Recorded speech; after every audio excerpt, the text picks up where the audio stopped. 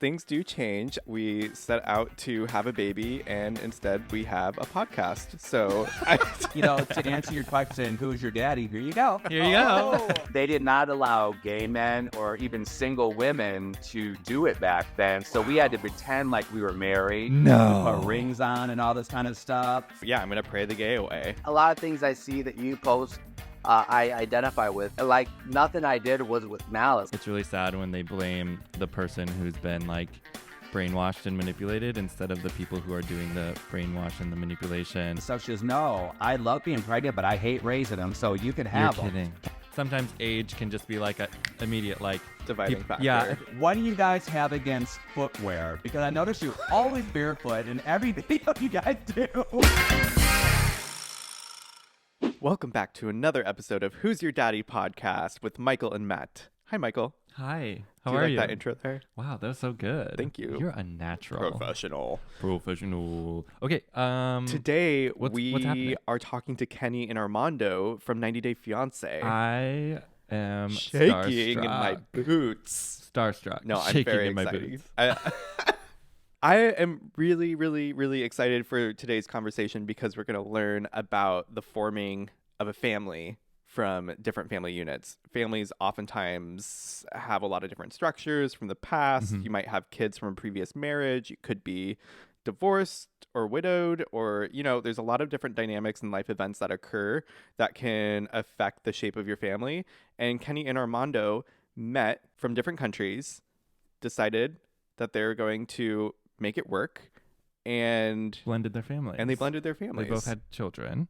Some were older, and Armando's much younger. And they had to, one, navigate the fact that they both had kids, their kids being their priority, and how to balance that with their need for companionship and love. and falling in love and trying to figure out how to make that work. How can we get along with our kids and bring them together so that we're in a cohesive family unit? So without further ado, let's get into it. Kenny Kenny and and Armando Armando from 90 Day 90 Day Fiancé. Fiancé. I cannot believe we are seeing you on our screens. How are you guys? Good. We're great. Thank you for having us. Happy to be here, guys. Absolutely. I cannot wait to get into your story if people are unfamiliar. Would we say it's our favorite show or one of our favorite shows? Did I reference 90 Day Fiancé when we recorded yesterday in the podcast? Yes. I 100% did. We do like we to hear watch that. every iteration of it? That is, we do. We 100% Even do. Pillow Talk sometimes. I'm like, I just want to hear the commentary. I love it. Okay. So do you have time for anything else if you're watching all the 90 Day stuff? We have no time for anything else. It's None. podcasting, 90 Day Fiancé, podcasting. Who That's eats? all we have to. Right? Well, I eat while I watch 90 Day Fiancé. There you go. And I mean, that is very accurate. not wrong. We have turned down many social events to come home and watch 90 Day Fiancé. Actually, we kicked, not. We've kicked people out Matthew- of the house. We have kicked Oh, people yeah, we out have of the to. house. We had to friends watch it. over literally recently, and Matthew was like, well, It's 9 p.m., so I kind of want to just grab a glass of wine. They say, oh, 90 Day Fiancé, get out. Yeah, exactly. They're like, do you watch Vanderpump Rules? No. Do you watch the Kardashians? No. What do you guys watch? I don't 90 know. Day How Fiancé. did we get into it? Pandemic. It was the pandemic. Actually, no. How did we get into it? That had a lot of people got into it. Oh, then. yeah. Oh Because my we were God. home and it came on TV and Michael turned it on and he's like, oh, what's this? And I'm like, oh, no. There's no way we're watching that. And And here you are. here I am 3 years later. You can't get me off of it. I'm like, no, it took me a week. And then I was like, The obsessed. first thing that happens when he sits down and turns the TV on is he tries to find if there's a new version of anything, like Single Life, Happily Ever After, Other Way, regular 90 Day. And if there's that, once we go through all the iterations of it and he doesn't find that there's a new episode, Then I go to the Discovery app. Then we go somewhere else. And, it's like... You're mainlining it. We just got so into it, and you guys are on 2 seasons. Yeah. Right? Okay. And so we got to see your whole story. So we know what has been aired on TV, which I think seems like a pretty accurate representation. Hopefully you guys felt that way too. And we fell in love with you. And when we started interacting online, we were like, oh my gosh, we have to get them on the podcast because they already have families and now they're blending them. And that's the thing. That's why I was like, I want to talk to Kenny and Armando, because I think that is such an important aspect of family building, is when you have previous families and those families come together. And like, that's a big thing that we haven't talked about yet on the podcast. So I'm so excited for you guys to be here and to actually just like get to know you a little bit more and get to know your story. So let's just open that up. So we've been talking too much. Go ahead, introduce yourselves, where you grew up, a little bit about yourselves, and we'll just go from there. Okay, I'll go first since I'm the elder of the group. To answer your question, who's your daddy? Here you go. Here you go. You're my daddy. I'm not a sugar daddy. I'm a silver daddy. It is a play on words, right? It's like the gay community has its own thing around daddies. Obviously, like daddy has been around before it had that connotation. So I appreciate you blending both of the connotations together. I appreciate that. Well, I grew up in Toledo, Ohio, and I was going to Florida State for school, and I left Ohio, and I knew I had to leave Ohio. I actually started out at University of Toledo, and that I just like back then you just couldn't come out. I just couldn't come out there, and I needed to like find myself, kind of thing. So I went to school in Florida State, and bam, I came out, and I wrote my parents a big old letter telling them about myself. This is before we had cell phones and all that kind of stuff, or emails or anything. I'm from way old school, so I wrote a 8-page letter to them. Oh, 8 pages? Yeah, and then my mom called me up and said, "Don't worry about it, you're fine," and everything was fine for me from that moment forward. But we're talking about families and stuff like that, because I always knew I wanted to be a dad. Yeah.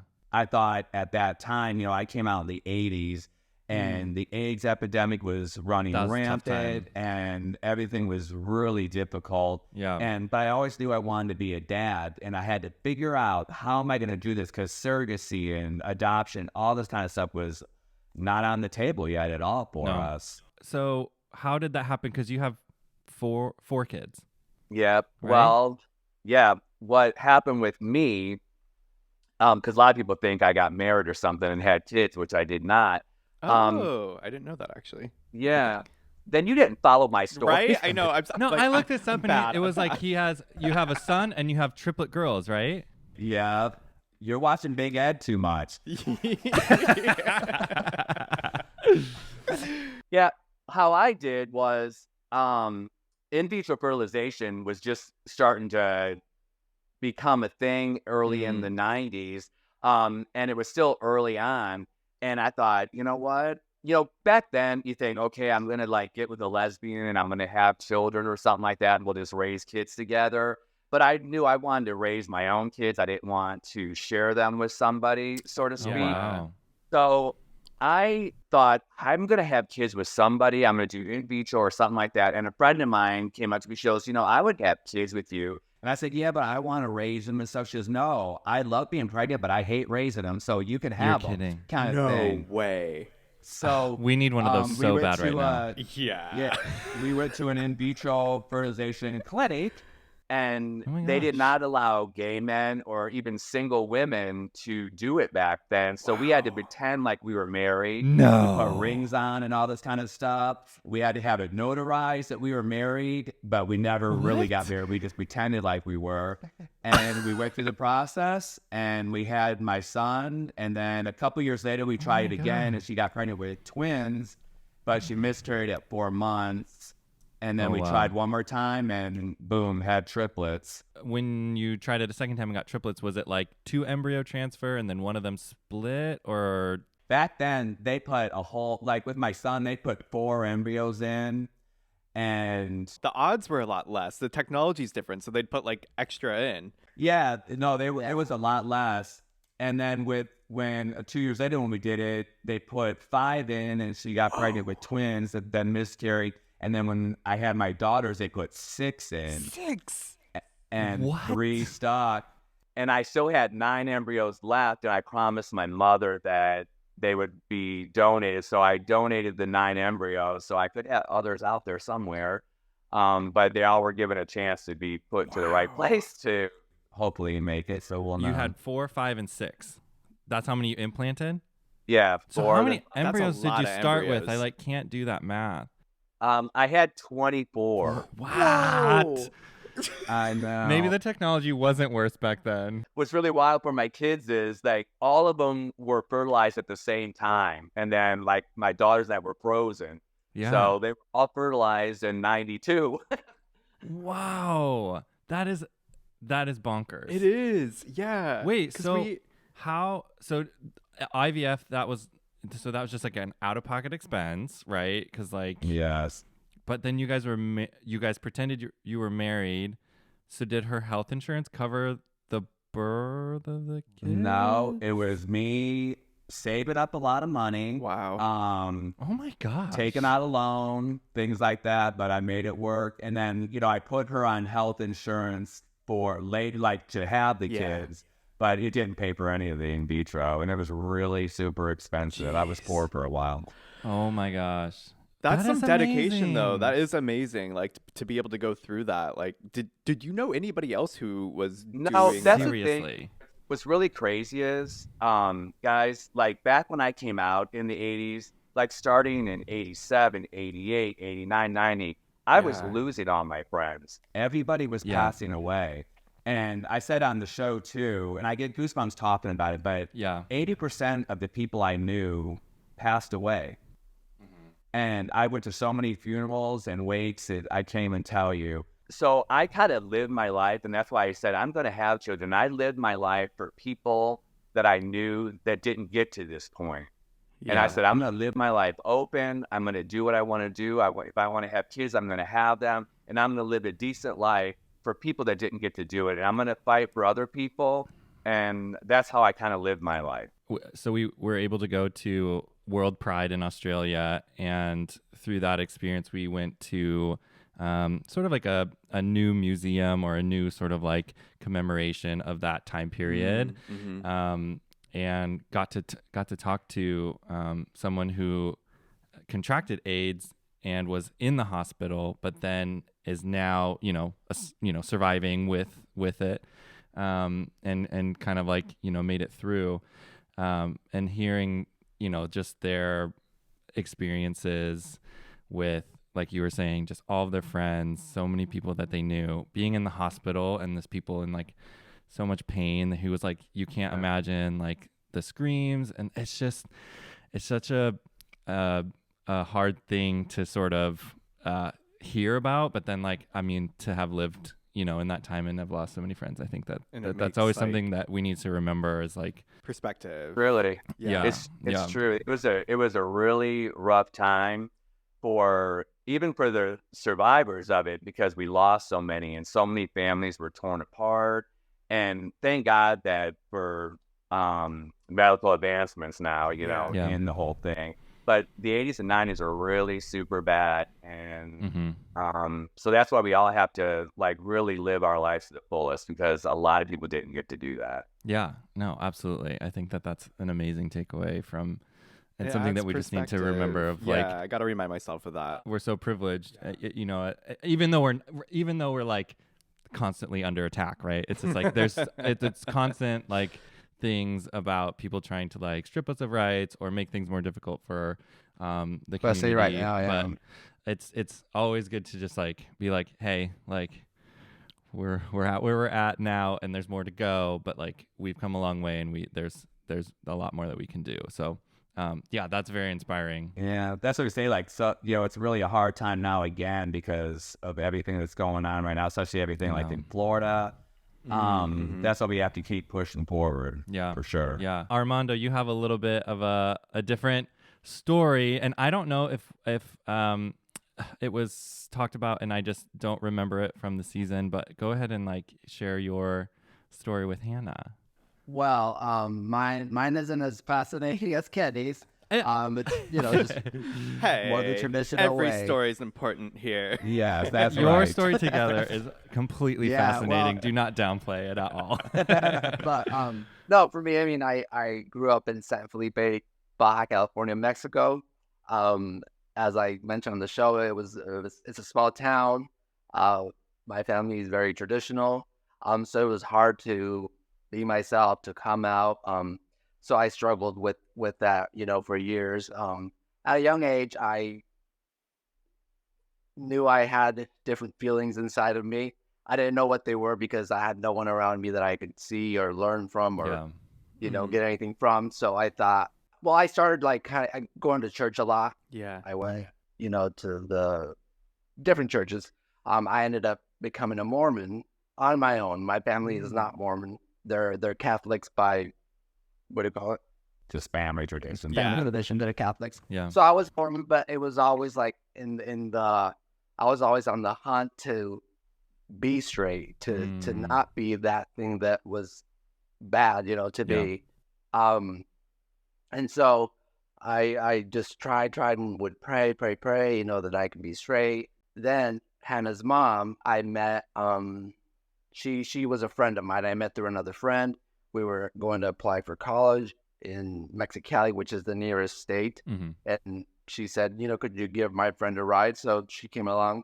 Long story short, she became my best friend. We were friends for a long time. And then slowly, we started getting feelings for each other.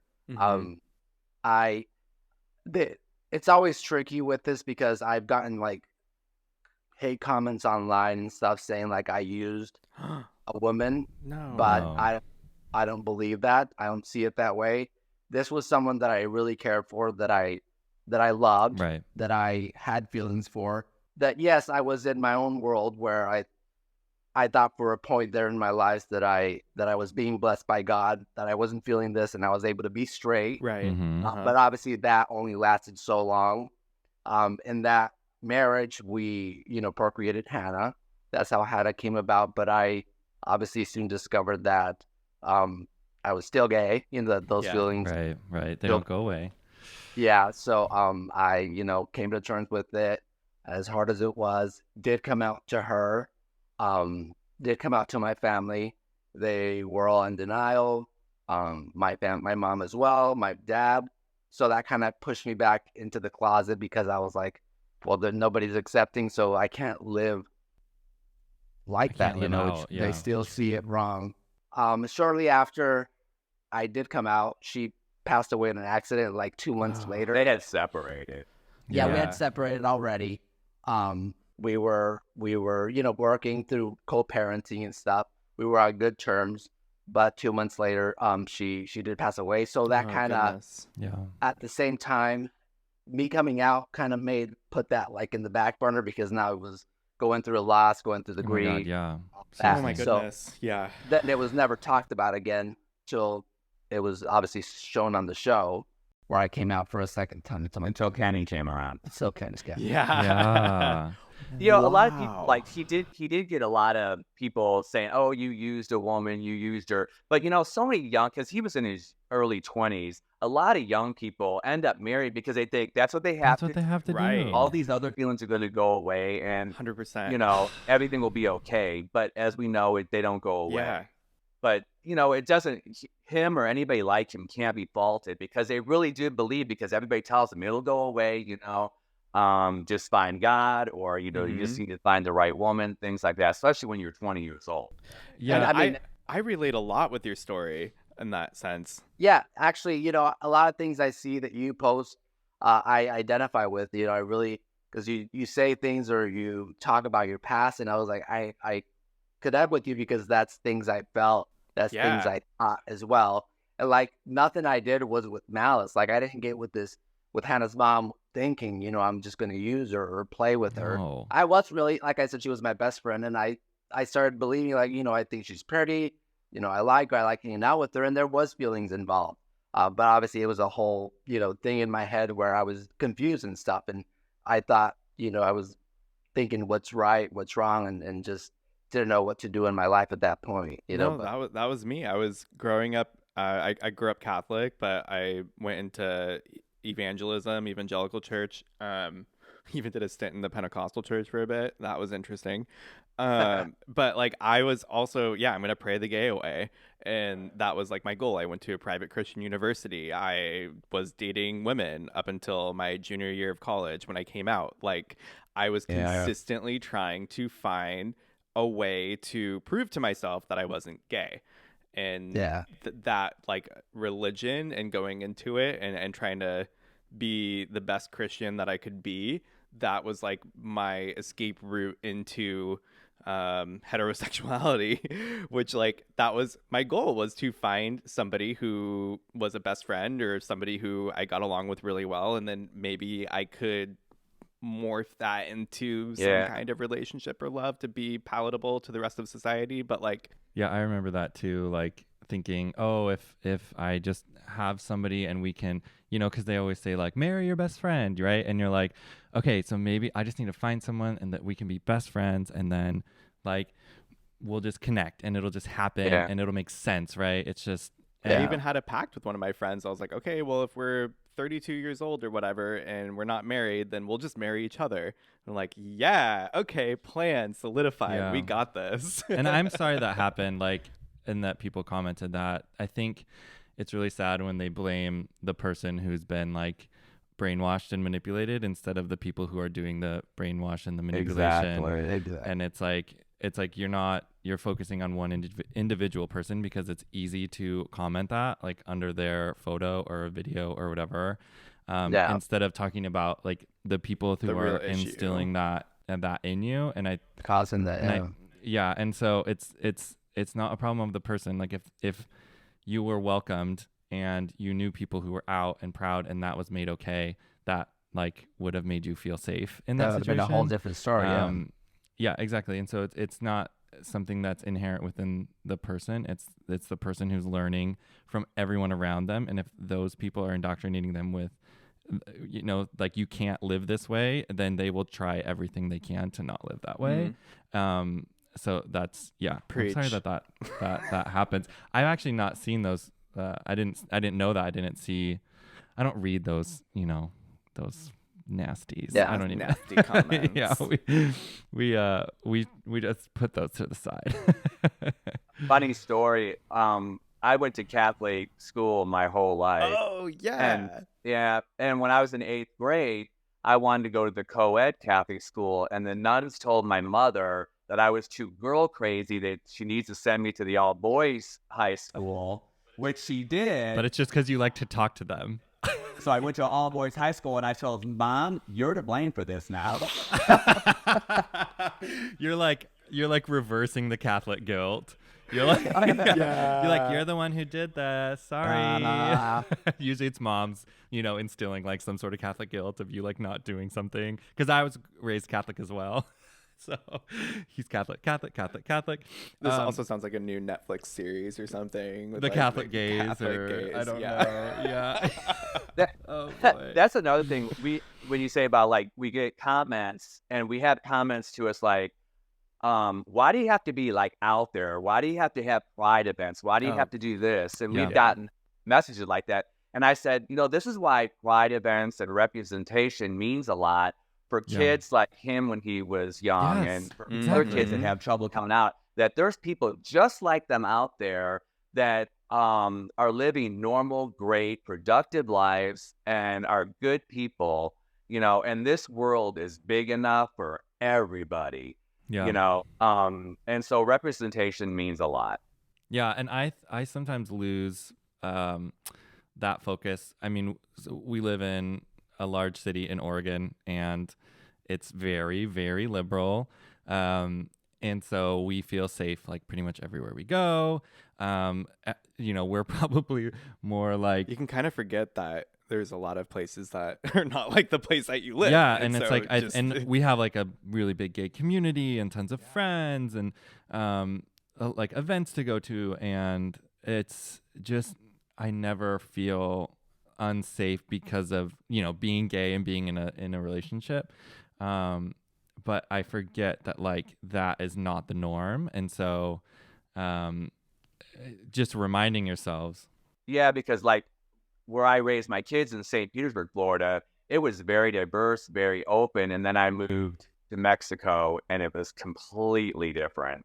It was like really going back in time for me. So it was a culture shock in that way. And I can understand then why it was so hard for him, because they had this macho thing like his father had, Yeah. and he's the only son. He has 3 sisters. So that was really difficult for them as well. Yeah, no, absolutely. So, actually, talking about going from Florida to Mexico, let's talk about how you met. I kind of Yes. love this story because the fact that you were both fathers is essentially kind of what brought you together, right? We talked about that. We talked about that. We're so thankful we both had children because we met. Mhm. Yeah, because of it. Wow. Because Yeah. we met on a gay father support group on Facebook. And I had been in the support group for a long time. And it's just a group of guys that had children, that some had been married, some had children, as a gay man, gay couples, or it's people like you guys that are thinking about having children, or Sure. how they Did it? And I had been in it for a few years, and he came on like when he separated from his wife, and he was looking for a safe space. Yeah, I was like still lost and stuff, and I had just come out, and I was like, "Are there any gay fathers that exist out there?" So I Googled that. Are there any gay fathers? And that group came up. Wow. So I joined it. I Wow. was on there. What was maybe a Few months. 2 or 3 months, and then someone made a post. Gay fathers, they had lost their son to a car accident. So I gave my condolences in the comment thread, and I said, I know what you're going through, kind of thing like that. Sorry for your loss, this and that. And Kenny, because I said I know what you're going through. Then Kenny saw my comment, and he says it's funny because he never reads other people's posts or comments or anything, Yeah. but he happened to read mine, where I said that I was going through something similar. And so he reached out to me and said, "Oh, sorry about this. If you need someone to talk to, I'm here." So I took his word on it, and we started talking a lot then, right? Almost every day. There we are. Yeah. Wow. But we were just friends for a good year, like long distance. We just, became Facebook friends and just talked all the time, and it just got more and more frequent. And I was coming over to California for a wedding, and I said, "Hey, I can come down and meet you if you wanted. You want to hang out?" And I came down, we met, and then we just hung out for a few days, just as friends. And I flew back to Florida, but we felt something. Yeah. Oh, yeah. You know that. It was just like something really happened, but I Yeah. thought, okay, I got to get this out of my head. We have a large age gap.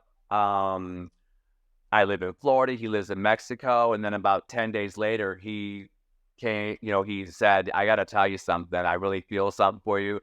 And we just worked it from there. And here we are, almost 7 years later. So nothing was said during the in-person meeting.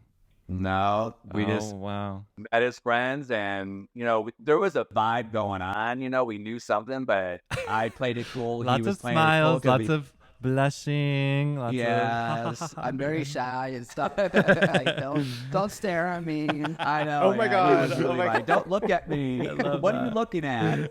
Like, what do I have? What's on me? Yeah. Yeah, exactly. I relate to that too, though, in the sense of like, when you're first meeting and when you've had uncomfortable experiences coming out in the past too, and now you might have like a romantic interest or something, it's a really vulnerable space to be in.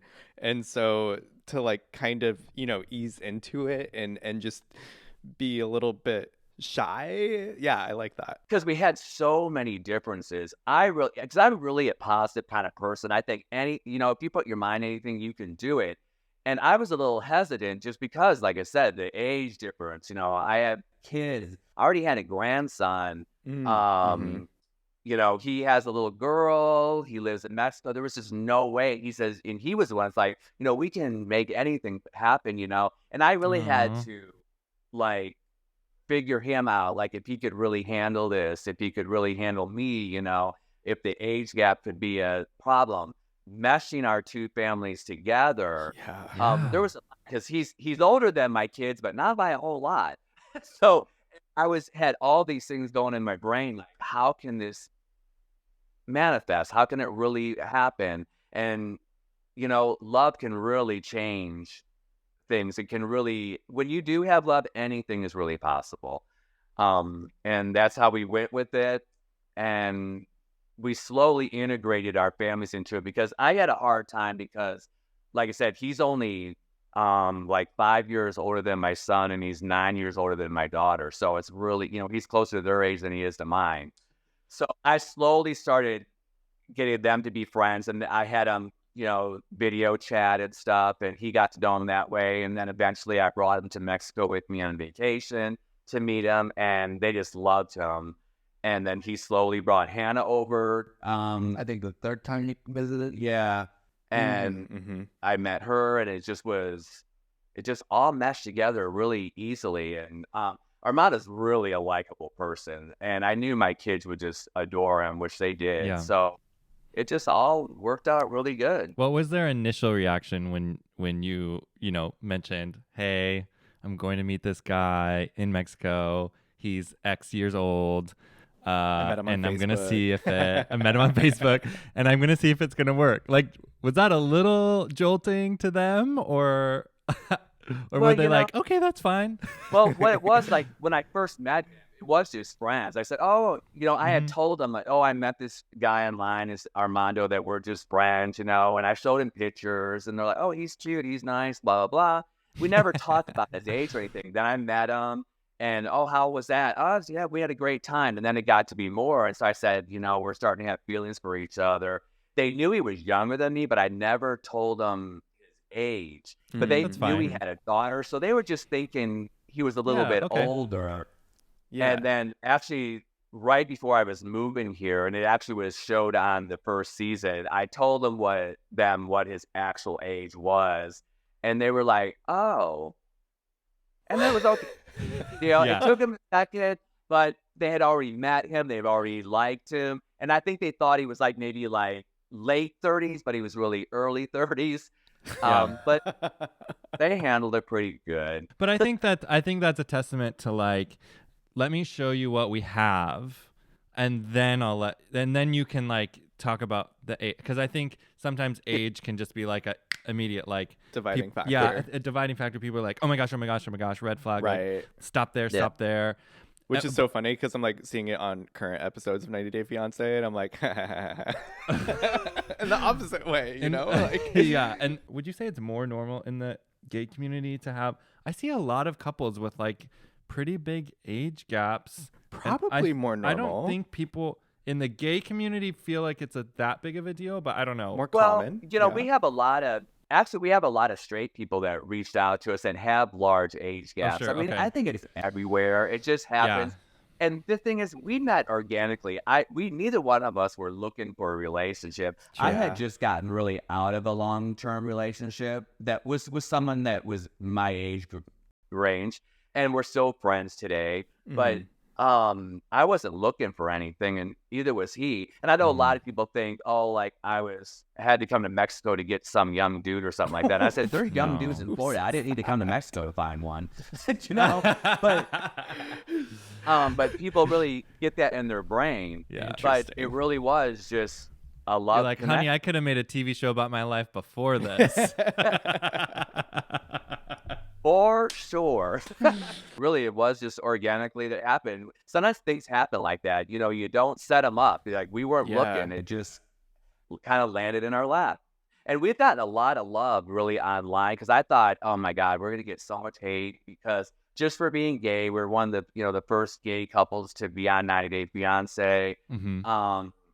And the age gap was going to be a big deal to people. But it really was the opposite. We got a lot of support. So we were really happy about it. So it just shows you that there's a lot more open minds out there than what we realized. And actually, because of our story, and, a lot of people, a lot of straight people think out there that gay people are just always riding a parade in a Speedo, hats on, and all that kind of stuff. They don't realize that, people are just living normal lives. Yeah. And we've had a lot of people that said, they now accept their son or their daughter because they see, like, they can really have a normal relationship. They can have a family if they want to have a family. Anything is possible. Seeing something normal instead of like just rainbow paint everywhere and like Speedos and party and woo! It's like we don't have like foam parties Poppers. inside of our house like 24/7 with like we're not farting glitter all the time. Yeah. Yeah. We just, when we do it really well. Yeah. So you're like, wait, Exactly. what? Why am I not partying like that? And then It's you all know. about branding. Branding, people. Branding. Can we talk a little bit? I am a little like, I don't know how casting for these things work. Like how, I mean, so you're both fathers, you're like starting this new relationship, and now you get approached to go on a show, or like, and then how did you decide to actually do it? Like, what was that conversation like? What happened with us is I used to be a fan of 90 Day Fiancé. I started watching it with Danielle. You remember Danielle? She was like just crazy on the show, and she got me into the show. She was on the second season of 90 Day Fiancé. So Okay. I watched it for a few years, and I would tell him about it once we started talking. He had no clue what it was. I said, "Oh my God, these people are this or these people that." It was kind of because we were in different countries too, but he'd always say, like, there's these crazy people on TV. They do the stupidest things, this and that. But We should They're do not that. I love this. I love this so much. And who was Danielle dating? I'm trying to remember if I know. I don't know if we got in that early. I feel like Angela, like the first time, like Angela and I was just like, oh my oh, gosh, yeah. this is Yeah. television. And Big Yeah. Ed, I watched all the Big Ed stuff. Yeah, That but was he a was big one, too. later. That was later. I was in a few years before that. But then right when I was getting ready to move to Mexico, I was leaving in a couple months. The Other Way premiered, and I said, hell, that's exactly what I'm doing. You know, Oh my God. Light bulb. yeah, a light bulb went on. So I told him about it. So he then Googled it and went on YouTube and saw some of it. I said, I looked and they have a casting thing online. And I said, should I just apply for it for the hell of it? He goes, yeah, but nothing's going to happen. they never call you. Yeah. And I applied, and within an hour, I got a call. No hour. way. An hour. And I started talking to him. I said, I think they're really interested in us. And he's like, oh my God, I don't know if I can do this, because he still had to come out and all that kind of stuff. And then it really got real that I started talking to producers and things. Oh. Oh my gosh. And I think a lot of it was TLC was Wanting to cast the right gay couple, I guess. Mhm. What is the right gay couple? I don't know. But we had this age gap. We had some things that I were intriguing, but a lot of it, I don't think they thought maybe I was not going far enough away. I wasn't going to, Ethiopia or Oh, South. sure. Okay. But, I'm still going 3,000 miles away from where I was. I don't speak the language. It's a different culture. And they saw something in us, our producer did. And so we finally agreed to it.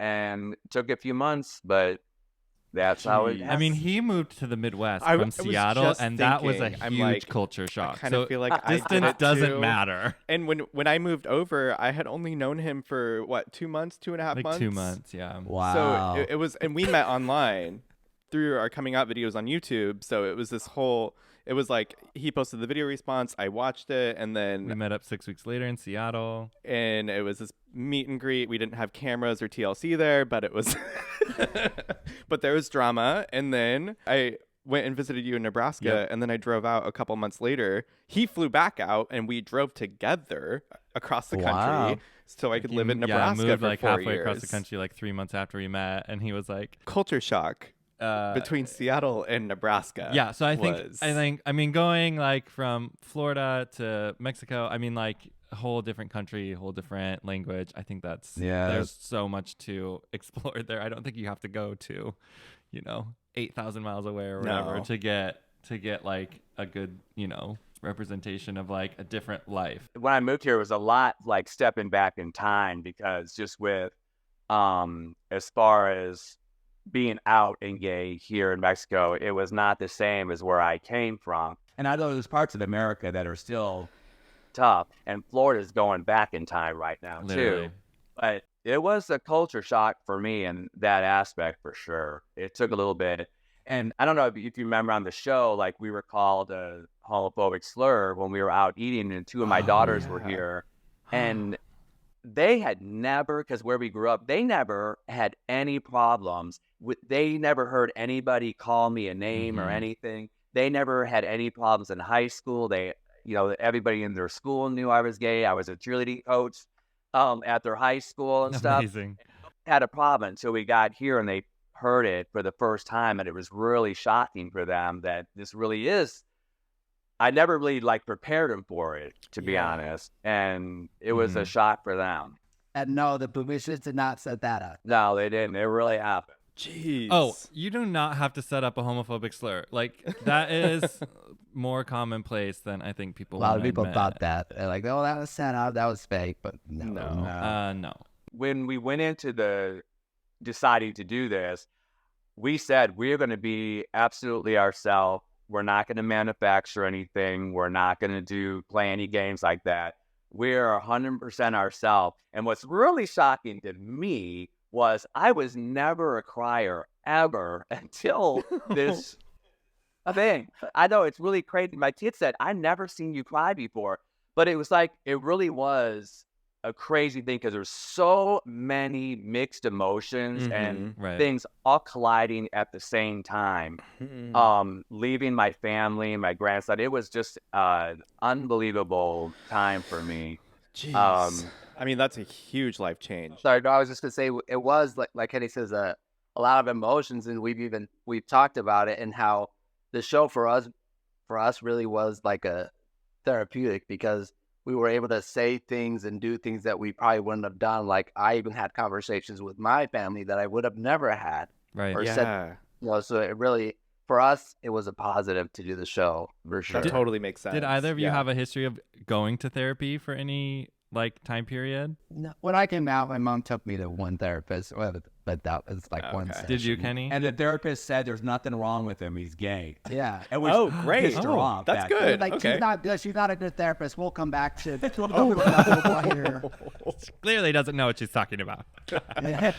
Did you, Kenny, ever have individual therapy sessions for any reason? No. I think somebody just sitting you down and being like, how do you feel about this? Like, how are you doing? Yeah. Like, if you don't have an experience with that, And that's what they do throughout the you show. know what I mean? Because You have to sit in front of a camera and they have to they ask you about things. Yeah. And, what's your perspective on it? And I think just being able to sit being down and asked- reflect and given the space to do that. yeah, then you're like, oh crap, I'm having to think about things. And I'm assuming they ask pretty good questions, right? Like, Yeah, that's the truth. Like when you see our interview sessions, they're hours and hours and hours, and you only see a little bit of it. And it is therapeutic, like you said. Yeah. I think a lot of ways I was probably his therapist in a way during his journey because I had been there, done that. So I think I helped him along the way, and I shoved him a little bit. But I said to him, and I say this to a lot of people that even talk to me online, is like, you know what? It's very scary to come out. It's very intimidating. But once you do it, oh my God, when you get to the other side and you release those chains and that monkey off your back, you can live a life that's so freeing and anything is possible. And anybody that's really supports you and really loves you, they're going to come along for the ride. And, not everybody's going to support you or be on board right away. And a lot of people, other people need time to adjust to it too. And you have to give them the space to adjust to it. Yeah. And his family needed time for that. And they really have come a long way. And this show really did help his family a lot because it made them talk like they never talked before. And it really mended a lot of things for his family. I really think that's that's pretty incredible. an incredibly thoughtful or refreshing thing to hear that a reality television show really Did helped good things. people. You know what I mean? I think there's obviously a lot of connotation around reality TV and how it can affect people or just be damaging what in it general. can do to people's personalities so that they become a character outside of themselves. Which I never saw with you guys, and I think that's why we loved you so much, is because we were they're just real, and they're they're showing people a shining star. And I think on the TV. and I don't was remember, but I feel get it. your season, you guys were so reasonable in talking things out, and everything that you had to discuss. And Michael and I were just like, yes, and they were like, yes, and everybody, all the straight couples were a freaking mess, and I was like, you guys go. I was like, they're just That's good absolutely representation. I love it. Yeah, I was they're literally showing people how to be in a relationship, and this is how I feel, and I hear you, and this is how I'm going to respond, and we're going to talk this out. We're going to figure it out, and this sucks right now, and like, yeah, you should be having those feelings because that's hard. And a lot of stuff is going on. And I was like, get it. I was like, That's really good to hear from you guys because that's we try to do that and for sure. And a lot of it when we're talking about children and stuff because I came into an already established relationship with him and Hannah, right? right. He had been parenting as a single parent for a few years. so me jumping into the step parent role was really foreign to me Yeah. because I've been a father to 4 children. So coming as a Yeah. step parent, and we did have some struggles with that. That was one of our main struggles was how are we going to co-parent this kid? Yeah. Because I parented different than he was because I had 4 under 4. I had 3 the same age. So I had to do a little bit more military style, They didn't get everything we wanted. Right. I had to keep things structured more, so I wouldn't go insane. I think I'm remembering a little bit of this on the season. Yeah, I think so Keep going. too. Yeah. Keep going. Yeah, and he, was more give her what she wants kind of thing. And she ran the show. Good cop, So bad cop. had to balance that out, and it took some time. And it wasn't overnight. It took a good year to really get that situated, and now it's really good. So that was the main difference, was just like the parenting style of like, Yeah. you're used to handling 4 under 4, you're used to handling only child. Big Yeah. differences there. And just like, I had to ease off and realize raising 1 child is way different than raising 4. So I had to ease Sure. off, and then he had to be a little more structured on it. So we met in the middle, and that's what Great. makes a great relationship is when you meet in the middle and you consider each other's feelings. Yeah. And we always try to give 51%, not just a 50-50. If you each try to give a little bit more, then it works for the both of wow. you. Oh, that's really good advice, actually. Is there I something- appreciate that. is The there- 51%. Just go just a little bit beyond, because like if you expect to break it down 50-50, then it's never going to work, because you're like, that person's not giving their 50%, and then you feel slighted. But if you give 51%, be like, I'm just doing extra. That he did like one time say like, you can't give her everything. You can't go to the store and buy her something every single time. But I swear, every single time he goes to the store, he brings Hannah something. I'm like, That's what he just freaking told me not to do. Well, she's so cute. She is. She So is. Kenny's also learned to just She- like be a giver. She's really a good kid. So really, it worked out good there Right. that she was really a good kid. But you can really spoil a kid to where they're rotten. Mhm. And I didn't want to have that for her, because it would just be bad for her later in life, when they think they Yeah. get everything they want.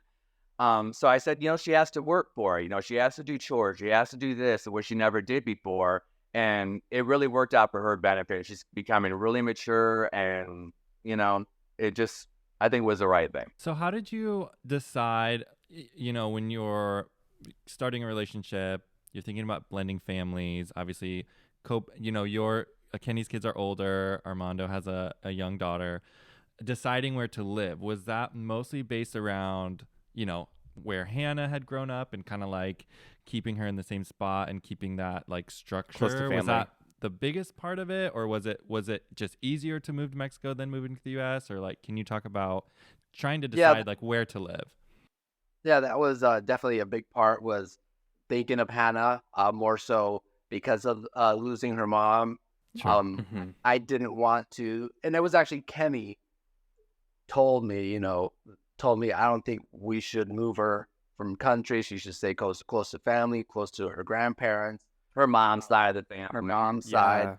Yeah. Yeah. But I obviously was very touched by the fact that he brought that up to me, and I was like, you know what, it makes total sense, and I don't want that for her. I don't want her to feel lonely. I want them to be close to her still. Right.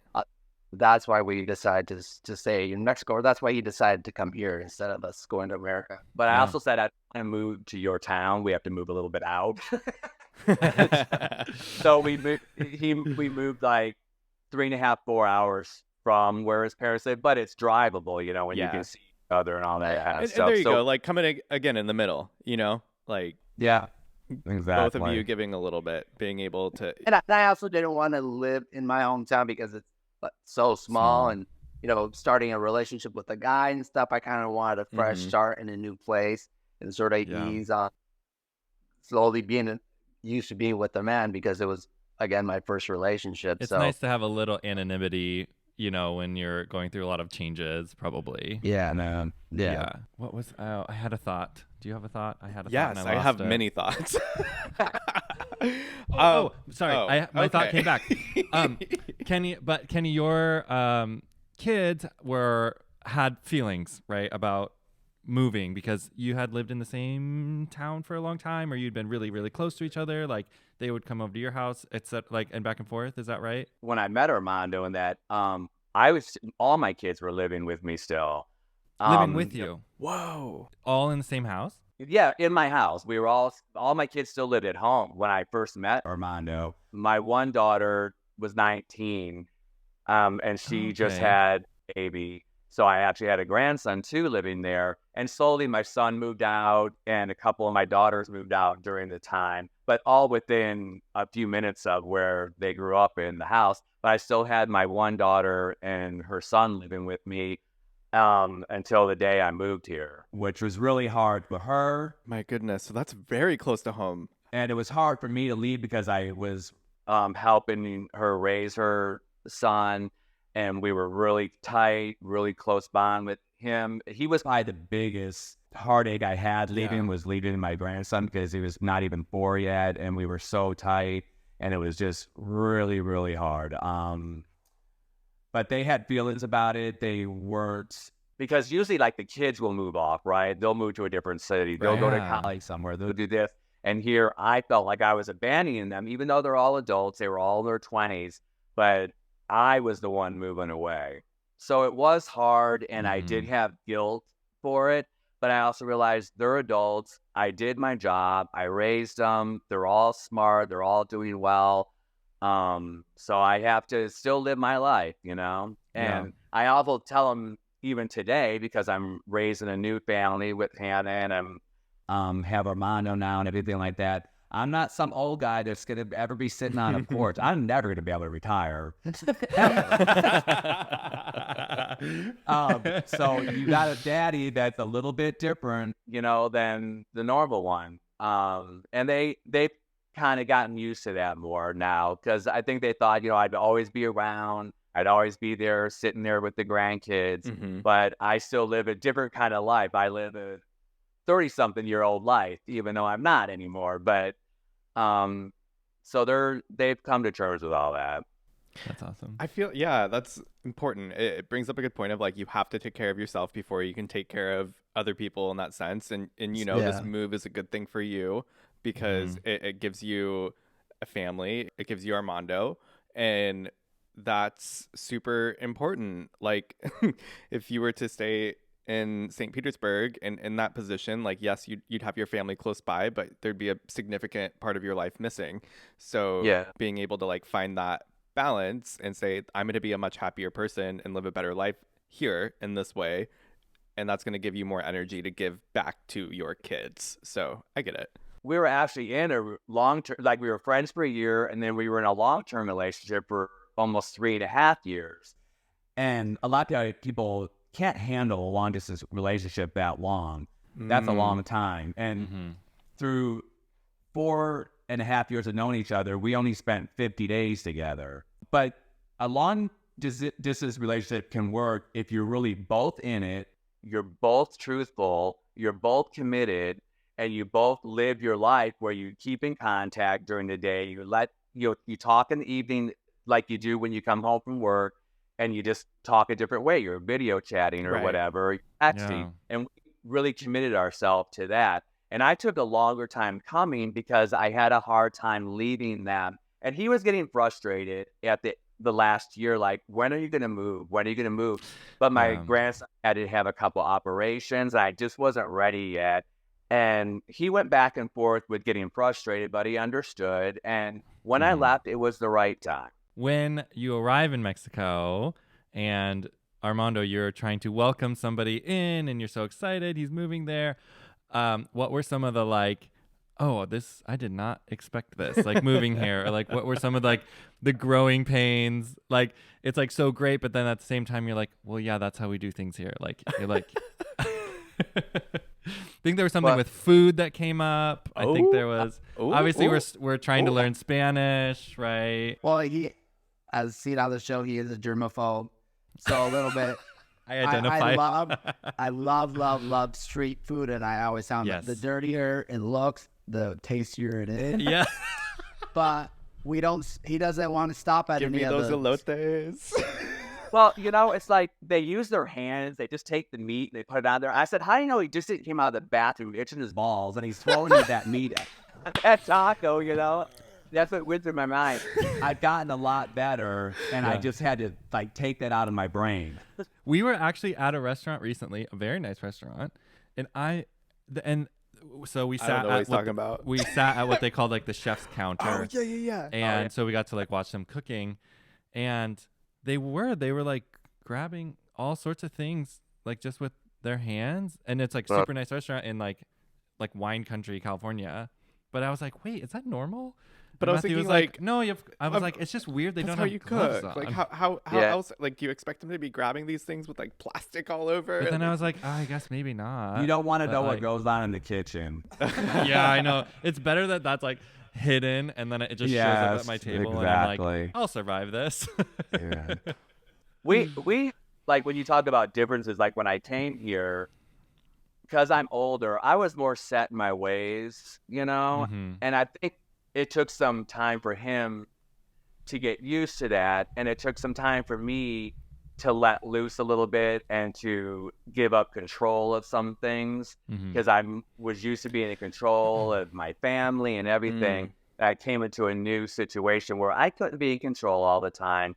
I couldn't just do things the way I wanted it, and we had a little bit of struggle with that too. I mean, moving to a new place is relinquishing a lot of control.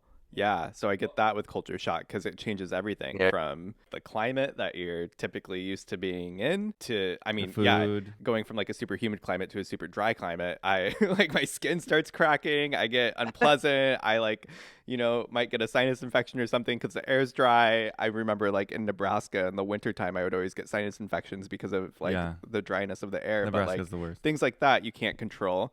But then also just the culture and the way of everyday life is completely different, and you have no control over that. So it is disorienting. You are also learning how to now be a parent to a younger child, but that younger child didn't speak your language, correct? Like she was still learning English. His English is perfect. I know. And you learned English by like watching TV. Is that right? That's right. Yeah. What? And because I remember watching the show and I was like, there's no accent. This is ridiculous. But you and your sister would watch TV, right? When I first started talking to him, though, he had a little accent. There was words and things he did. But I catch on. I like to listen to like how you pronounce things and stuff. So I catch on. Wow. It's like remarkable. I'm big on grammar. Yeah.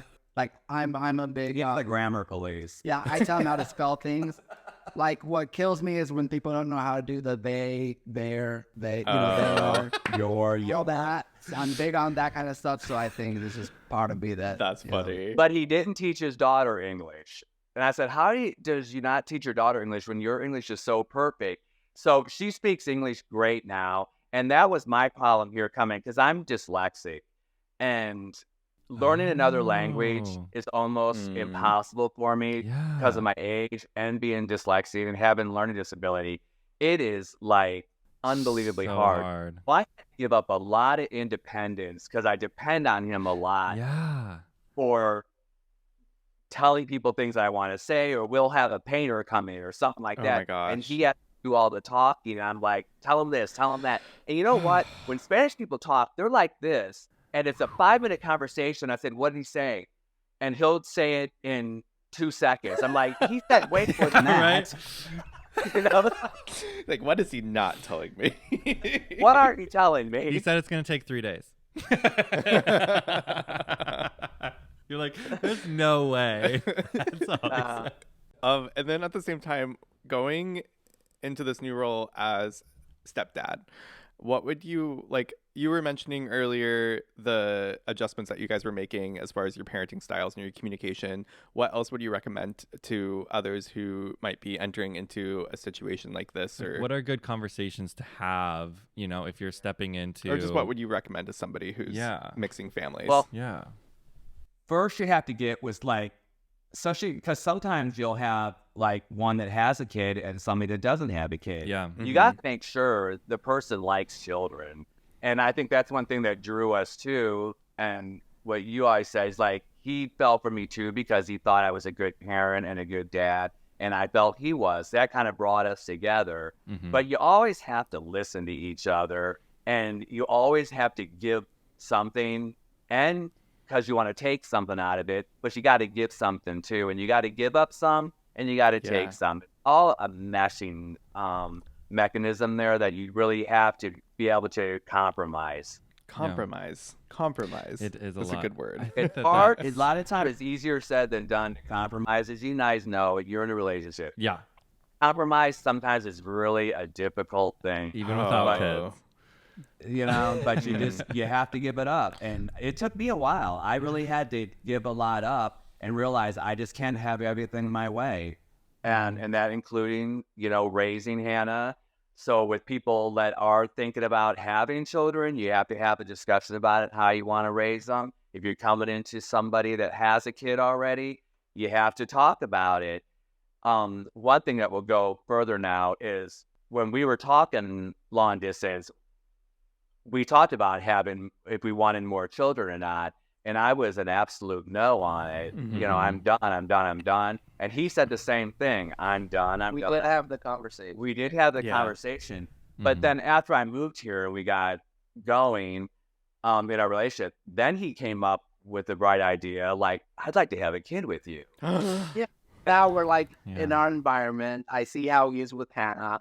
I see, just the way he acts at home. So I started seeing something else where I was like, oh my God, I'd love to see him as a dad and be able to share what every couple that gets in love and gets together gets to enjoy. So then those feelings started, awakening in me. Mm-hmm. And so then that's why it came up again. And that's why I brought it up to him again. That's on the show. But we had the conversation, because that's another thing that a lot of people said, oh my God, didn't they talk this out before? Mm-hmm. We did, but Things changed. Yeah. Yeah.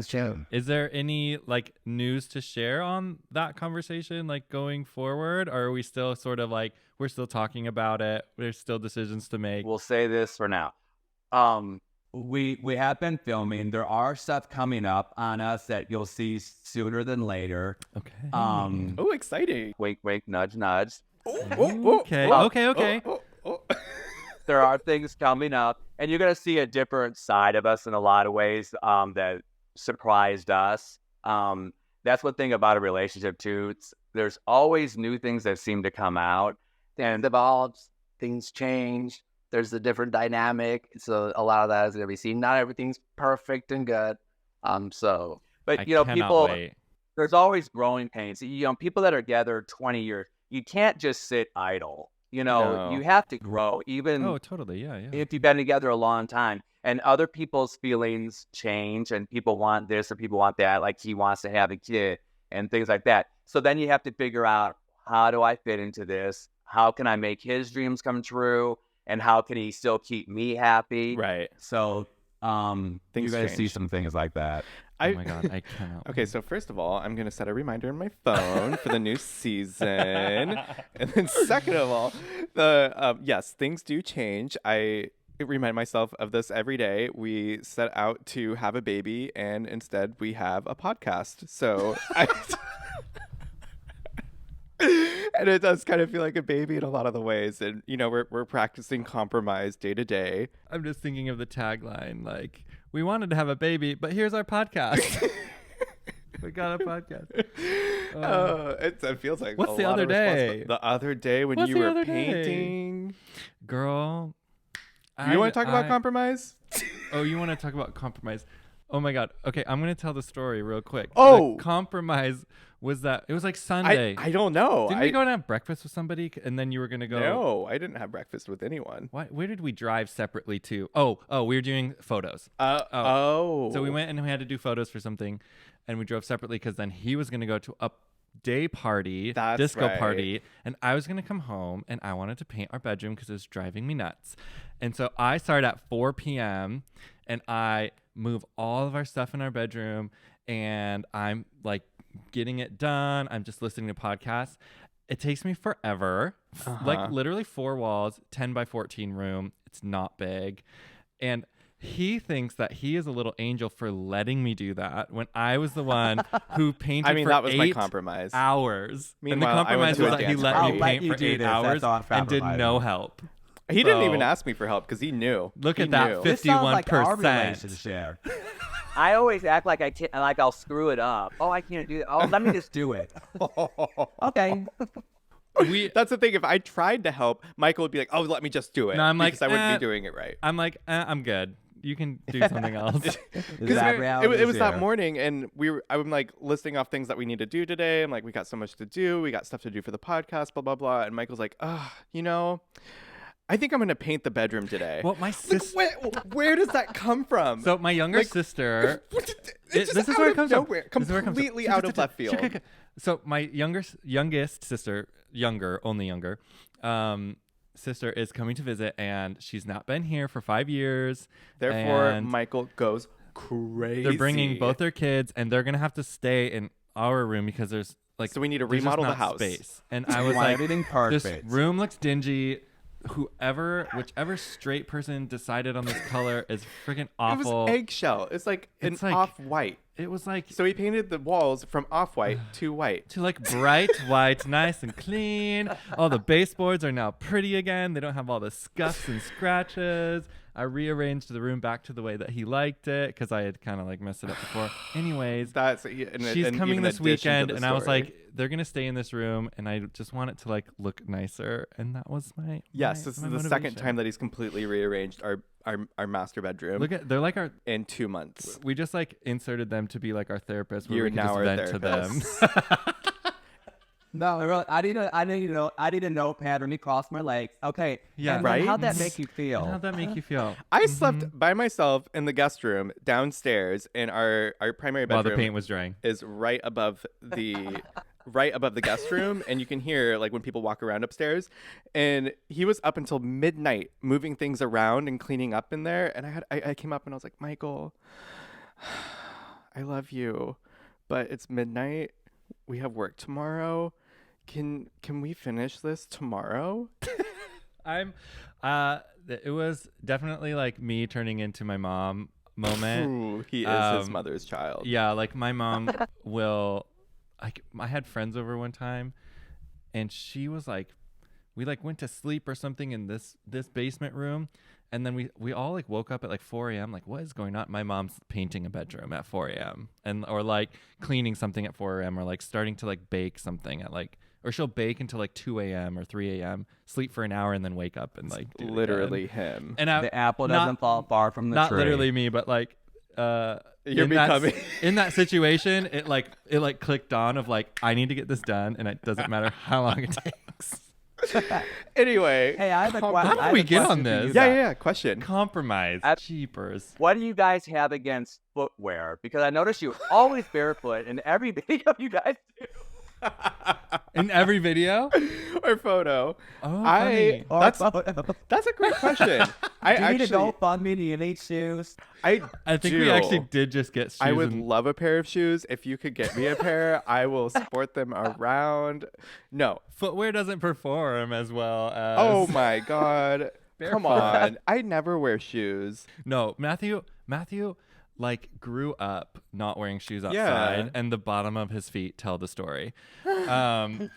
And That's so rude. And he could walk on any type of rock. They could be sharper than sharp, and he'll just walk across it, no big deal. Meanwhile, I have like baby bottom feet. I was always in footwear, not in the house, but it's because so sensitive. it's It's the because- difference between night and day between his feet and my feet. I don't think like I was always told like take your shoes off at the door. So if we're filming inside, then I'm never wearing shoes because it was always take your I shoes don't off wear at the shoes door. on in the house in general. He doesn't wear but then shoes like ever. I don't wear if unless I'm going somewhere that I need to wear shoes, I'm not going to wear shoes. I could walk across the most comfortable looking rocks in the world and it would kill me. I'm like, ow, ow, ow, ow. He was a mountain goat in a different life. Seriously, he was. But that's the thing, yeah. So I'm constantly in the backyard and in the front yard and back and forth, and so I just go barefoot. And then when we're shooting or filming inside, I'm like also barefoot. So I'm just like, I'm not gonna fake this. I'm not gonna put on. And then I feel awkward if I have socks on, and I'm like, I don't know. It feels claustrophobic. So There's a funny. market for, foot fetishes out there. You can make some money. Hey, if it can help us pay for our baby, sign Yeah. me up. Oh my god. Okay. Well, this has spiraled. I'm sorry. So co-parenting. I could be your therapist and your manager. Done. Yes. Hired. Okay, I think we have taken enough of their time today talking about our feet and painting our house. So anyway, where can people find you? You guys can watch us on 90 Day Fiancé the other way, which is going to come out soon, as we said. Yay. And also find us on social media. My Instagram is Armando_90day. Mine's Kenneth_90day. And I'm on Twitter at KAN _Tampa Bay. And you also have a website? Oh, yeah. We have a shop, KennyandArmando.com. It does Love really that. well. We have all kinds of stuff on there. So check that out, too. Amazing. Thank you so much for Thank coming you on both. the podcast. And your faces are going to be somewhere soon. Like we teased earlier. Well, you guys, really good luck with your podcast. Like I said, you guys are super likable. You guys are really great guys. You can just tell by your videos. Oh you my guys are gosh. funny. You guys have a really great dynamic. We love watching you guys. And good luck on your journey as well. Yeah, Thank for you. sure. Yes. Yeah, we are. Hopefully next Fingers year crossed or the year after. on next We're steps. not sure. Yeah, we'll So- see. We'll see. Amazing. Yeah. Hopefully Just soon. always keep positive, keep smiling. You guys got it. Okay, wait. I'm so sad that they don't live here. I want to be their friends every day. I love talking to people, but then I hate talking to people because it just makes me sad that they're not here. Oh, I get that all the time where I'm like, wait, you're so cool. We would be such good friends. Why don't we? Why don't you live here? Well, this was great. I learned a lot. I love their story because they did defy a lot of odds in the sense of like Yeah. when they first met, they had a lot of mountains to get over. Physically and mentally. And emotionally and all of that. And I didn't realize that like Kenny's kids all lived in the house with them together Yeah, I'm just trying to remember like around that time. they seemed so I think it was because they seemed so like mature yeah. and like sometimes there's such a blurred line between like somebody could be like 20 and somebody could be like 28. Like I feel like that like once you hit 20s, like sometimes you're like, wait, how old are you? Like you're way older than I thought or you're way younger than I thought. So I don't know if that was ever like talked about because I didn't realize that they were still in the house. But what I love about their stories is it's really like this unification of different family units from their lives. And they're making it work. Yeah. And like it's hard, and right? it's something you see and hear about a lot in just like families around the world, having kids from previous marriages, etc., and then coming together and making a new family unit.